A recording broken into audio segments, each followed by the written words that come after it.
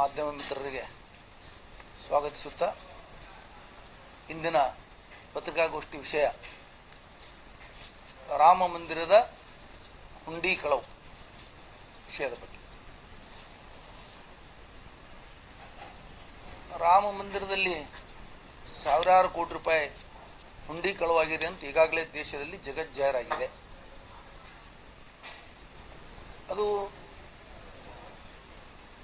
ಅದನ್ನು ಸಮರ್ಥನೆ ಮಾಡಿಕೊಳ್ತಾ ಭಾಳಷ್ಟು ಜನ BJPಯವರು, ಸಂಘ ಪರಿವಾರದವರು ಸಮರ್ಥನೆ ಮಾಡ್ಕೊಳ್ತಾ ಇದ್ದಾರೆ. ಎಲ್ಲಿ ಕಳವಾಗಿದೆ ಅದನ್ನು ತನಿಖೆಗೆ ಒಳಪಡಿಸಬೇಕು ಹೊರತಾಗಿ ಸಮರ್ಥನೆ ಮಾಡಿಕೊಳ್ಳಬಾರ್ದು. ಆ ವಿಷಯದಲ್ಲಿ ಇವತ್ತಿನ ತನ ಈ ದೇಶವನ್ನು ನಾನು ಮುಂಚೂಣಿಗೆ ತೊಗೊಂಡೋಗ್ತೀನಿ, ವಿಶ್ವಗುರು ಮಾಡ್ತೀನಿ ಅಂತ ಹೇಳಿ ಅಧಿಕಾರದಲ್ಲಿ ಬಂದಂಥ ಮೋದಿಯವರಾಗಲಿ, ಗೃಹ ಮಂತ್ರಿ ಅಮಿತ್ ಶಾ ಅವರಾಗಲಿ, ಯೋಗಿ ಆದಿತ್ಯನಾಥ್ ಅವರಾಗಲಿ ಬಾಯಿ ಬಿಡ್ತಾ ಇಲ್ಲ. ಅವರೇ ಬಾಯಿ ಬಿಡ್ತಾ ಇಲ್ಲ, ಇವರು ಉಳಿದವರೆಲ್ಲ ಅವ್ರ ಹಿಂಬಾಲಕರು ಸಮರ್ಥನೆ ಮಾಡ್ಕೊಳ್ತಿದ್ದಾರೆ. ಈಗ ಏನು ಸಮರ್ಥನೆ ಮಾಡ್ಕೊಳ್ತಾರಂದ್ರೆ ಇದು ಹಿಂದೂಗಳದು, ಇದು ಹಿಂದೂಗಳಿಗೆ ಸಂಬಂಧಪಟ್ಟಿದ್ದು, ಚಂದ ಕೊಟ್ಟವ್ರು ಹಿಂದೂಗಳು ಕೇಳಬೇಕು, ಉಳಿದವ್ರು ಕೇಳೋ ಪ್ರಶ್ನೆ ಇಲ್ಲ ಅಂತ ಹೇಳ್ತಾರೆ. ಇದನ್ನು ನಾನು ಮೊದಲನೇದಾಗಿ ಖಂಡಿಸುತ್ತೇನೆ. ಕಾರಣ ಏನಂದ್ರೆ ಶ್ರೀರಾಮ ಮಂದಿರ ಅದು ಕೇವಲ ಹಿಂದೂಗಳದಲ್ಲ, ಇಡೀ ದೇಶದ ಜನರ ಆಸ್ತಿ. ಅದು ಇಡೀ ದೇಶದ ಜನರ ತೆರಿಗೆ ದುಡ್ಡಿನಿಂದ ಶ್ರೀರಾಮ ಮಂದಿರ ನಿರ್ಮಾಣ ಆಗ್ಯದ. ಇವತ್ತು ಸುಪ್ರೀಂ ಕೋರ್ಟ್ ಆದೇಶ ಕೊಡ್ತು, ಸರ್ಕಾರದ ದುಡ್ಡಿನಲ್ಲಿ ಶ್ರೀರಾಮ ಮಂದಿರವನ್ನು ಕಟ್ಟಬೇಕು ಅಂಥೇಳಿ. ಅದರ ಮುಖಾಂತರ ಅದರ ಪ್ರಕಾರ ಕೇಂದ್ರ ಸರ್ಕಾರ ರಾಮ ಮಂದಿರವನ್ನು ಕೇಂದ್ರ ಸರ್ಕಾರದ ದುಡ್ಡಿನಲ್ಲಿ ನಿರ್ಮಾಣ ಮಾಡಿದೆ. ಅದು ಹೇಗೆ ಕೇವಲ ಹಿಂದೂಗಳದಾಗ್ತದೆ, ಸಂಘ ಪರಿವಾರದ ಹಂಗಾಗ್ತದೆ? ಇದಕ್ಕೆ ಮೊದಲು ಉತ್ತರ ಕೊಡಬೇಕು ಅವರು. ದೇಶದ ಸರ್ವ ಜನರ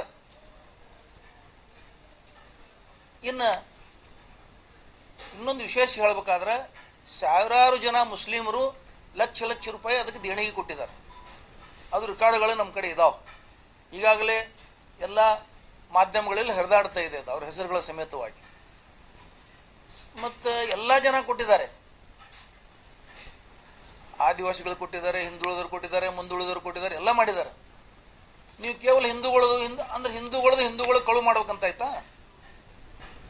ನಾವು ಹಿಂದೂಗಳದ್ದು ಕಳು ಮಾಡಿ ತಿಳ್ಕೊಂಡು ನೀವು ಒಪ್ಕೊಳ್ತಾ ಇದ್ದೀರಾ? ಕಳುವೇ ಅದು ಮಾಡಿ ಮತ್ತು ಅದನ್ನು ಸಮರ್ಥನೆ ಮಾಡ್ಕೊಳ್ಳೋದು. ಅದು ಯಾವ ಪ್ರಮಾಣದಲ್ಲಿ ಸಮರ್ಥನೆ ಮಾಡ್ಕೋತಾರೆ ಅಂತ ಕೇಳಿದ್ರೆ, ಗುಂಡಾಗಿರಿ ವರ್ತನೆ ಪ್ರಮಾಣದಲ್ಲಿ CT ರವಿ ಅಂತವರು ಇನ್ನೂ ಬಹಳ ಜನ ಇದ್ದಾರೆ, ಅದನ್ನು ಸಮರ್ಥನೆ ಮಾಡ್ಕೊಳ್ತಾ ಇದ್ದಾರೆ.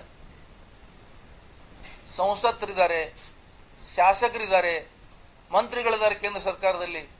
ಅವರೂ ಸಹಿತ ಒಂದು ಸಂವಿಧಾನಿಕ ಹುದ್ದೆಗಳ ಮೇಲಿದ್ದವರು ಸಹಿತ ಸಮರ್ಥನೆ ಮಾಡ್ಕೊಳ್ತಾ ಇದ್ದಾರೆ. ಅಂದರೆ ಇದು ಭಾಳ ನಾಚಿಕೆಗೇಡಿನ ವಿಷಯ. ರಾಮ ಮಂದಿರಕ್ಕೆ ವಿರೋಧ ಮಾಡಿದವರು, ರಾಮನ ಅಸ್ತಿತ್ವವನ್ನೇ ಪ್ರಶ್ನೆ ಮಾಡಿದವರು, ರಾಮ ಮಂದಿರ ಕೋರ್ಟಿಗೆ ಹೋದವರು ಕಾಂಗ್ರೆಸ್ದವರು ಇದ್ದಾರೆ, ಅವರಿಗೆ ಅಧಿಕಾರ ಇಲ್ಲ ಅಂತ ಹೇಳ್ತಾರೆ. ಒಂದು ಸ್ಪಷ್ಟಪಡಿಸ್ತಾ ಇದ್ದೀನಿ, ನಿಮಗೆಲ್ಲರಿಗೂ ಗೊತ್ತಿದೆ, ರಾಮ ಮಂದಿರದಲ್ಲಿ ಪೂಜಾ ಮಾಡ್ಲಿಕ್ಕೆ ಪರ್ಮಿಷನ್ ಕೊಟ್ಟಂಥವರೇ ಕಾಂಗ್ರೆಸ್ ಸರ್ಕಾರದ ಪ್ರಧಾನಮಂತ್ರಿ ರಾಜೀವ್ ಗಾಂಧಿ ಅವರು.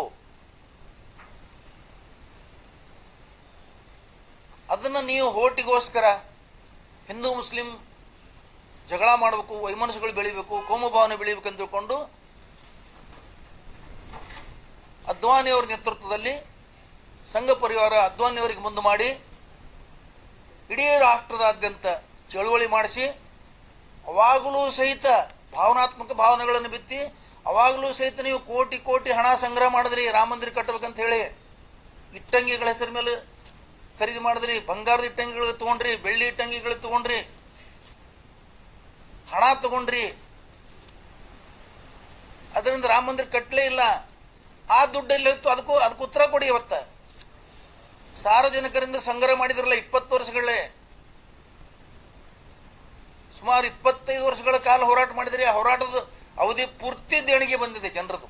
ರಾಷ್ಟ್ರದ ಜನ, ಇಡೀ ರಾಷ್ಟ್ರದ ಜನ ದೇಣಿಗೆ ಕೊಟ್ಟಿದ್ದಾರೆ. ಮತ್ತು ಆ ದುಡ್ಡು ಎಲ್ಲೋಯ್ತು? ಉತ್ತರ ಕೊಡಿ. ರಾಮ ಮಂದಿರ ಕಟ್ಟಿದ್ದಲ್ಲಿ ಸರ್ಕಾರ ದುಡ್ಡಿನಿಂದ. ನೀವು ರಾಮ ಮಂದಿರ ಕಟ್ತೀವಿ ಅಂತ ಸಾರ್ವಜನಿಕರಿಂದ ಏನು ದುಡ್ಡು ಸಂಗ್ರಹ ಮಾಡಿದ್ರಿ, ಆ ದುಡ್ಡು ಎಲ್ಲಿ ಹೋಯ್ತು? ಆ ಹಣದ ಲೆಕ್ಕ ಕೊಡಿ.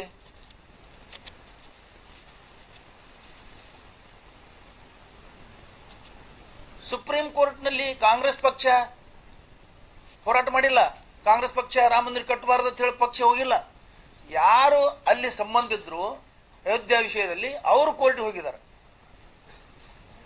ನೀವು ಕಾಂಗ್ರೆಸ್ ಪಕ್ಷದ ಮೇಲೆ ಆ ತಪ್ಪು ಆರೋಪ ಮಾಡಿದ್ರೆ, ಕಾಂಗ್ರೆಸ್ ಪಕ್ಷ ಯಾವತ್ತೂ ರಾಮ ಮಂದಿರ ಕಟ್ಟಲಿಕ್ಕೆ ವಿರೋಧ ಮಾಡಿಲ್ಲ, ರಾಮನ ಅಸ್ತಿತ್ವಕ್ಕೆ ವಿರೋಧ ಮಾಡಿಲ್ಲ. ರಾಜೀವ್ ಗಾಂಧಿಯವರೇ ಅದು ಪರ್ಮಿಷನ್ ಕೊಟ್ಟಿದ್ದಾರೆ. ದಿವಂಗತ ನರಸಿಂಹರಾವ್ ಅವರ ನೇತೃತ್ವದ ಸರ್ಕಾರ ಇದ್ದಾಗ ಆ ಬಾಬರಿ ಮಸೀದಿಯನ್ನು ನೆಲಸ ಮಾಡಲಾಯಿತು. ಅಲ್ಲೇ ರಾಮ ಜನ್ಮಸ್ಥಾನ ಇದೆ, ಅಲ್ಲೇ ರಾಮನ ಜನ್ಮಸ್ಥಾನ ಇದೆ ಅಂತ ಹೇಳಿದವ್ರಿಗೆ ಅವ್ರ ತಾತನ ಜನ್ಮಸ್ಥಾನ ಎಲ್ಲಿದೆ ಗೊತ್ತಿಲ್ಲ. ಇಡೀ ರಾಷ್ಟ್ರದಲ್ಲಿ ಹೇಳ್ಬೇಕು, ಒಬ್ಬರೇ ಬಂದು ಹೇಳ್ಬೇಕು ನಮ್ಮ ತಂದೆ ತಾತ ಒಂದು 100 ವರ್ಷದ ಹಿಂದಿನ ಸಂಸ್ಕೃತಿ, ಅವನ ಜನ್ಮಸ್ಥಾನ ಎಲ್ಲಿದೆ, ಸ್ಮಶಾನ ಎಲ್ಲಿದೆ ಹೇಳ್ಬೇಕು ಅವರು. ಯಾರಿಗೆ ಗೊತ್ತಿಲ್ಲ. ಸುಮ್ಮನೆ ಭಾವನಾತ್ಮಕ ವಿಷಯಗಳನ್ನು ಬೆಳೆಸಿ ಬೆಳೆಸಿ ಜನರಿಗೆ ತಲೆ ಕೆಡಿಸಿ ಆಮೇಲೆ ಸುಪ್ರೀಂ ಕೋರ್ಟ್ ತೀರ್ಪು ಕೊಡ್ತು. ಸುಪ್ರೀಂ ಕೋರ್ಟ್ನಲ್ಲಿ ಇಂಥ ಜಾಗನೇ ರಾಮ ಮಂದಿರ, ರಾಮನ ಜನ್ಮಭೂಮಿ ಅಂತ ಡಿಕ್ಲೇರ್ ಆಗಲಿಲ್ಲ. ಆಸ್ಥಾ ಮೇಲೆ, ಆಸ್ಥಾ ಅಂದ್ರೇನು, ನಂಬಿಕೆ ಮೇಲೆ ನಾನು ತೀರ್ಪು ಕೊಡ್ತಾ ಇದ್ದೇನೆ ಅಂತ ರಂಜನ್ ಗೊಗೊಯ್ ಹೇಳಿದ್ರು. ನಂಬಿಕೆ ಮೇಲೆ ತೀರ್ಪು ತಗೊಂಡು ತೀರ್ಪು ಕೊಟ್ಟು ಅವರು ರಾಜ್ಯಸಭಾ ಸದಸ್ಯರಾದರು. ಇವೆಲ್ಲ ಏನು ತೋರಿಸ್ತವೆ? ಭ್ರಷ್ಟಾಚಾರನೇ ತೋರಿಸ್ತದೆ. ಇದು ರಾಮನ ಹೆಸರಿನ ಮೇಲೆ ಪೂರ್ತಿ ಭ್ರಷ್ಟಾಚಾರ. ಒಬ್ಬ ವ್ಯಕ್ತಿ ಲಾಭದಾಯಕ ಹುದ್ದೆ ತಗೋತಾನಂದ್ರೆ ತೀರ್ಪು ಕೊಟ್ಟು ಆ ತೀರ್ಪಿನ ಬದಲಿಯಾಗಿ ಹುದ್ದೆ ಸಿಕ್ತಂದ್ರೆ ಆ ತೀರ್ಪು ನಿಷ್ಪಕ್ಷಪಾತ ಇದೆಯಾ? ಅದು ಕಾನೂನು ಪ್ರಕಾರ ಇದೆಯಾ? ಆದರೆ ದೇಶದ ಜನ, ಹಿಂದೂ ಮುಸ್ಲಿಂ ಎಲ್ಲರೂ ಅದನ್ನು ಯಾಕೆ ಒಪ್ಕೊಂಡ್ರಂದ್ರೆ ದೇಶದಲ್ಲಿ ಕೋಮು ಭಾವನೆಗಳು ಬೆಳೆಯೋದು ಬೇಡ, ದೇಶದ ಒಂದು ಸುರಕ್ಷತೆ ಸಲುವಾಗಿ, ದೇಶದ ಒಂದು ಐಕ್ಯತೆ ಸಲುವಾಗಿ ಆ ತೀರ್ಪನ್ನು ಮುಸ್ಲಿಮರಾದಿಯಾಗಿ ಎಲ್ಲರೂ ಒಪ್ಕೊಂಡ್ರು. ಇದನ್ನು ಅರ್ಥ ಮಾಡ್ಕೋಬೇಕು. ಇವತ್ತು ರಂಜನ್ ಗೊಗೊಯ್ ಎಲ್ಲಿದ್ದಾರೆ? ರಂಜನ್ ಗೊಗೊಯ್ ಉತ್ತರ ಕೊಡ್ಬೇಕಲ್ಲ. ಬಾಯಿ ಯಾಕೆ ಮುಚ್ಕೊಂಡು ಕೂತಿದ್ದಾರೆ ಅವರು? ತೀರ್ಪು ಕೊಟ್ಟವರು ಇಷ್ಟೆಲ್ಲ ಕಳು ಆಗ್ತಾ ಇದೆ, ಭ್ರಷ್ಟಾಚಾರ ಆಗ್ತಾ ಇದೆ, ಇದು ತಪ್ಪು ಅಂತ ಹೇಳ್ಬೇಕಲ್ಲ ಅವರು.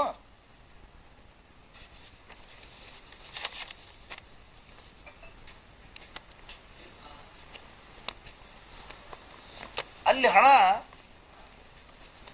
ಚಂದಾಚೋರಿ ಅಂತ ಹೇಳ್ತಾ ಇದ್ದಾರೆ, ಹುಂಡಿ ಕಳು ಅಂತ ಹೇಳಿ. ಇದು ಹುಂಡಿ ಕಳುವಿಂದ ಅಷ್ಟೇ ಹೊರಗೆ ಬರ್ತಾ ಇದೆ. CCTV ಏನು CC ಕ್ಯಾಮ್ರಾದ ಕಣ್ಗಾವಲಿನಲ್ಲಿ ಏನಿರ್ತದಲ್ಲ ಅದು ಅಷ್ಟೇ ಹೊರಗೆ ಬರ್ತಾ ಇದೆ. ಡೈರೆಕ್ಟ್ RTGS ಮುಖಾಂತರ, ಬ್ಯಾಂಕ್ ಮುಖಾಂತರ ದೇಣಿಗೆಗಳು, ಡೈರೆಕ್ಟ್ ವಸ್ತುಗಳ ರೂಪದಲ್ಲಿ ದೇಣಿಗೆಗಳು ಕೊಟ್ಟು ಹಣದ ಲೆಕ್ಕ ಬರ್ತಾ ಇಲ್ಲ. ಅದನ್ನು ನೀವು ಹೇಳ್ತಾ ಇಲ್ಲ. ಯೋಗಿ ಆದಿತ್ಯನಾಥ್ ಅವರು ಸತ್ಯ ಹರಿಶ್ಚಂದ್ರನ ಉದರದಿಂದ ಬಂದಂಥವರು. SIT ಮಾಡಿದ್ರಿ, FIR ಯಾಕೆ ಮಾಡಲಿಲ್ಲ ನೀವು? ಮೊದಲ ಕೇಸು ದಾಖಲಿಸಿ SIT ಮಾಡಬೇಕು. ಯಾವ ಆಧಾರದ ಮೇಲೆ ನೀವು SIT ಮಾಡ್ತೀರಿ? ಕ್ರಿಮಿನಲ್ ಕೇಸೇ ದಾಖಲೆ ಮಾಡಿಲ್ಲ, ನೀವು SIT ಮಾಡ್ತೀರಿ ಅಂದ್ರೆ ನಿಮ್ಮ ಹುನ್ನಾರ. ಯಾರು ಚಂದಾ ಚೋರಿ ಮಾಡಿದಾರ ಆ ಟ್ರಸ್ಟಿನ ಅಧ್ಯಕ್ಷ ನೃತ್ಯದಾಸ್ ಅಂತ, ನೃತ್ಯ ಹೆಸರು ನೋಡ್ರಿ, ನೃತ್ಯದಾಸ್ ಅಂತ. ಇವ ಕಳು ಮಾಡಿದವ ಸೆಕ್ರೆಟರಿ ಅವರು ಚಂಪಕ್ ರಾಯ್. ಆಮೇಲೆ ಪದಾಧಿಕಾರಿಗಳು ಅವ್ರು ರಾಜೀನಾಮೆ ಕೊಟ್ಟರು, ಮುಗಿದು ಹೋಯ್ತಾ? ಬಾರಕ್ಕೊಂದು ಮಾಫ್ ಆಯ್ತಾ? ನೀವು ಅವ್ರ ಮೇಲೆ FIR ಮಾಡಿ ಅವ್ರ ಒಳಗೆ ಹಾಕ್ರಿ. ಸಾದಾ ಸಿಂಪಲ್ ಸಣ್ಣ ಸಣ್ಣ ಕೇಸ್ಗಳಿಗೆ ನೀವು ಒಳಗೆ ಹಾಕ್ತಾ ಇದ್ದೀರಿ. ಬುಲ್ಡೋಜರ್ ಕಳಿಸ್ತಾ ಇದ್ದೀರಿ ಅವ್ರವ್ರ ಮನೆಗಳಿಗೆ. ಅಮಾಯಕ ಜನರ ಮನೆಗಳನ್ನು ಬೀಳಿಸ್ತಾ ಇದ್ದೀರಿ. ಮತ್ತು ಇವ್ರ ಮನೆಗಳು ಯಾವಾಗ ಬೀಳಿಸ್ತೀರಿ? ಇವ್ರಿಗೆ ಯಾವಾಗ ಅರೆಸ್ಟ್ ಮಾಡ್ತೀರಿ? ಅದಕ್ಕೆ ನಂದು ಏನಪ್ಪ ಅಂದ್ರೆ ವಿಚಾರ ಮೊದಲನೇದಾಗಿ ಶ್ರೀ ನರೇಂದ್ರ ಮೋದಿಯವರು ಈ ಟ್ರಸ್ಟನ್ನು ಹುಟ್ಟು ಹಾಕಿದ್ರು ಕೇಂದ್ರ ಸರ್ಕಾರದಿಂದ. ಅವ್ರು ಯಾರ್ಯಾರು ಲಿಸ್ಟ್ ಕೊಟ್ಟರು, ಯಾರ್ಯಾರು ಟ್ರಸ್ಟ್ ಇರಬೇಕು, ಯಾರು ಅಧ್ಯಕ್ಷ, ಯಾರು ಕಾರ್ಯದರ್ಶಿ ಅಂತ ಹೇಳಿ ಕೊಟ್ಟರು. ಇಷ್ಟೆಲ್ಲ ಹಗರಣ ಆದರೂ ಇವತ್ತಿನ ತನಕ ಬಾಯಿ ಬಿಡ್ತಾ ಇಲ್ಲ. ಅಮಿತ್ ಶಾ ಅವರು, ಯೋಗಿ ಆದಿತ್ಯನಾಥ್ ಅವರು ಬಾಯಿ ಬಿಡ್ತಾ ಇಲ್ಲ. ಇವರು 3 ಜನ ಈ ದೇಶದ ಮರ್ಯಾದೆ ಉಳಿಸಬೇಕಾಗಿದ್ರೆ ಮರ್ಯಾದೆಯಿಂದ ಅವರು ರಾಜೀನಾಮೆ ಕೊಡಬೇಕಂತ ಆಗ್ರಹ ಮಾಡ್ತಾ ಇದ್ದೀನಿ ಇವತ್ತು ನಾನು. ಈ ದೇಶದ ಜನನೂ ಅವರಿಗೆ ರಾಜೀನಾಮೆ ಕೇಳಬೇಕು. ಅವರು ತಮ್ಮ ಮರ್ಯಾದೆ ಉಳಿಸ್ಕೋಬೇಕಾದ್ರೆ ರಾಜೀನಾಮೆ ಕೊಡಬೇಕು. ಇವತ್ತು ಕಳುವು ಮಾಡಲು ಪ್ರೇರಣೆ ನಿಮ್ಮದು ಇದೆ ಅಂದಾಗ ನೀವು ಆ ಜವಾಬ್ದಾರಿ ಹೊರಲಕ್ಕೆ ರೆಡಿ ಇಲ್ಲ.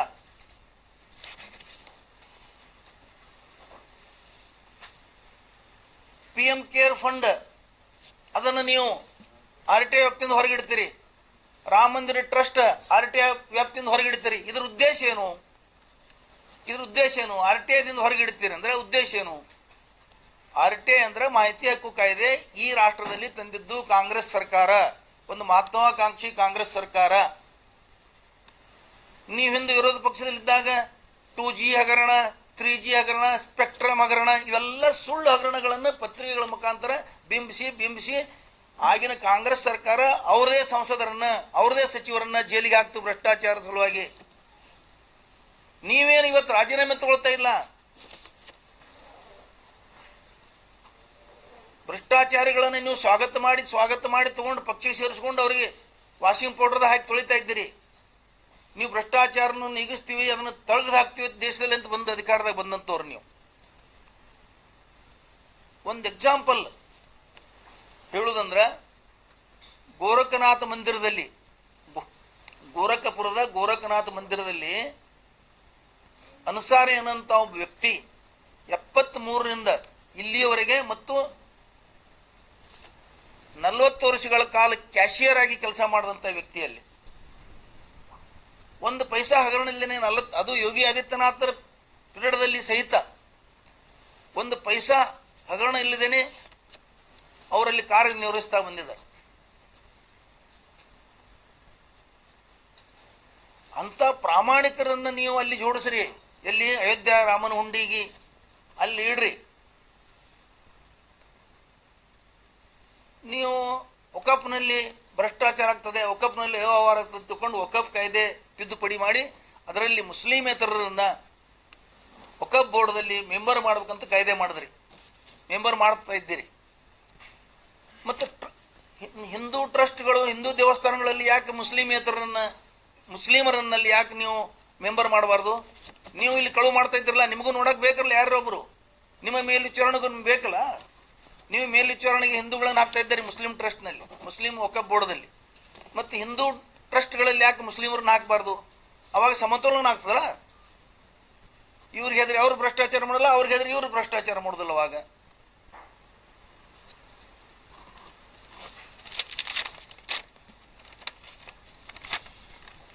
ಮೊದಲು ಇದು ಇಡೀ ದೇಶದ ರಾಮ ಮಂದಿರದು, ಅದನ್ನು ಬಿಡಬೇಕು. ಅವರು ಕಳುವನ್ನು ಮುಚ್ಕೊಳ್ಳಿಕ್ಕೆ ಸಮರ್ಥನೆ ಮಾಡ್ಕೊಳ್ಳೋದಂದ್ರೆ ಅದಕ್ಕಿಂತಲೂ ನಾಚಿಕೆ ಗಿಡ ನಿಷಯ ಇದೆ, ಯಾವುದು ಅಲ್ಲ. ಈಗಿಂದೀಗ ಮೋದಿಯವರು, ಅಮಿತ್ ಶಾ ಅವರು, ಯೋಗಿ ಆದಿತ್ಯನಾಥ್ ಅವರು ರಾಜೀನಾಮೆ ಕೊಟ್ಟು ಅವರು ತಮ್ಮ ಮರ್ಯಾದೆ ಉಳಿಸ್ಕೊಂಡು ಇಡೀ ದೇಶದ ಮಾನ ಹರಾಜಾಗ್ತಾ ಇದೆ ಇವತ್ತು. ಅದೆಲ್ಲ ಉಳಿಸ್ಬೇಕಾದ್ರೆ ಇವರು ರಾಜೀನಾಮೆ ಕೊಡಬೇಕು ಅಂತ ಈ ಸಂದರ್ಭದಲ್ಲಿ ನಾನು ಹೇಳ್ತಾ ಇದ್ದೇನೆ. ಆಮೇಲೆ ಸುಮಾರು 50 ಜನ ನಮ್ಮ ಕಡೆ ಲಿಸ್ಟ್ ಇದೆ. ಮುಸ್ಲಿಮರು 1,50,50,000 ಲಕ್ಷಾಂತರ ರೂಪಾಯಿ ದೇಣಿಗೆ ಕೊಟ್ಟಿದ್ದಾರೆ ರಾಮ ಮಂದಿರ ಕಟ್ಟಲಿಕ್ಕೆ. ಏನು ಕೇಳಿದ್ರು ಕೇಳಿ. ಸಂಸ್ಥೆಗಳಲ್ಲಿ ಮುಸ್ಲಿಮೇತರನ್ನ ಸೇರಿಸ್ತಾ ಇದ್ದಾರಲ್ಲ, ಇಲ್ಲಿ ಅವ್ಯವಹಾರ ಆಗ್ತಾ ಇದೆ ಅಂತ ಹೇಳಿ, ಅದಕ್ಕೋಸ್ಕರ ಅಲ್ಲಿನೂ ಅವ್ಯವಹಾರ ಆಗ್ತಾ ಇದೆ, ಅವ್ಯವಹಾರ ಜಗಜ್ಜಾರಾಗಿದೆ. ಅದಕ್ಕೆ ಅಲ್ಲಿ ಮುಸ್ಲಿಮರನ್ನ ಸೇರಿಸ್ರಿ ಅಂತ ಹೇಳ್ತೇವೆ.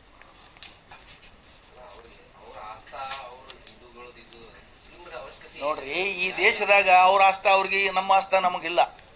ಎಲ್ಲ ಪಕ್ಷದ್ದು, ಎಲ್ಲ ಸಮಾಜದವ್ರದ್ದು ಆಸ್ತಾ ಅಂದ್ರೆ ಒಂದೇ. ಆಸ್ತಾ ಆಯಾ ಜಾತಿಗೆ, ಧರ್ಮಕ್ಕೆ ಸಂಬಂಧಪಟ್ಟಂಗೆ ಆಸ್ತಾ ಇರುವುದಿಲ್ಲ. ಆಸ್ತಾ ಅಂದ್ರೆ ಏನು? ದೇವ್ರ ಮೇಲೆ ನಂಬಿಕೆ ಅಷ್ಟೇ, ಭಕ್ತಿ.